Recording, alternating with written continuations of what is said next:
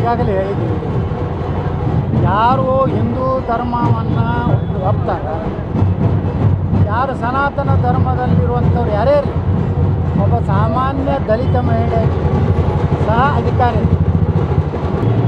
ನಮ್ಮ ಭುವನೇಶ್ವರಿಗೆ ಅಪಮಾನ ಮಾಡಿದವರು ಅವರು ಕನ್ನಡಿಗರು ಅಲ್ಲ, ಅವರು ನಮ್ಮ ಧರ್ಮಕ್ಕೆ ಸಂಬಂಧ ಇಲ್ಲ. ಹಿಂದೂ ಧರ್ಮದ ಯಾವುದೇ ಮಹಿಳೆ ಮಾಡಲಿಕ್ಕೆ ಅಧಿಕಾರಿ ಇದೆ. ಆದರೆ ಅವ್ರಿಗೇನಾದರೂ ಇಸ್ಲಾಂ ಬಗ್ಗೆ ಗೌರವ ಇದ್ದರೆ ಅವರಾಗೆ ಬಿಟ್ಟು ಕೊಡಬೇಕು, ಇಲ್ಲಾಂದರೆ ಅವ್ರು ಒಪ್ಪಬೇಕು.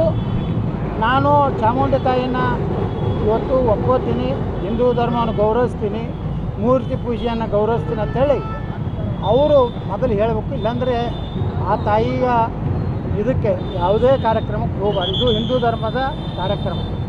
ನೀವು ಕವಿಗೋಷ್ಠಿ, ಸಾಹಿತ್ಯ ಏನೋ ಬೇಕಾದ್ರೂ ಉದ್ಘಾಟನೆ ಮಾಡಿ, ಆದರೆ ಇದು ಶುದ್ಧವಾಗಿ ಹಿಂದೂ ಇರೋಂಥವ್ರೆ ಅಷ್ಟಕ್ಕೆ ಇದು ಸೀಮಿತ ಇರೋದರಿಂದ ಸರ್ಕಾರ ಉದ್ದೇಶಪೂರ್ವಕವಾಗಿ ಸಿದ್ದರಾಮಯ್ಯ ಸರ್ಕಾರ ಹಿಂದೂ ದೇವತೆಗಳನ್ನು, ಹಿಂದೂ ಧರ್ಮದ ಪವಿತ್ರ ಸ್ಥಾನಗಳನ್ನು ಅಪವಿತ್ರ ಮಾಡಬೇಕು, ಅಪಮಾನ ಮಾಡಬೇಕಂತೇಳಿ ರಾಹುಲ್ ಗಾಂಧಿ, ಸೋನಿಯಾ ಗಾಂಧಿ ನಿರ್ದೇಶನದ ಮೇರೆಗೆ ಇಂಥ ಕೆಟ್ಟ ನಿರ್ಣಯಗಳನ್ನು ಮಾಡ್ತಾಯಿದ್ದಾರೆ.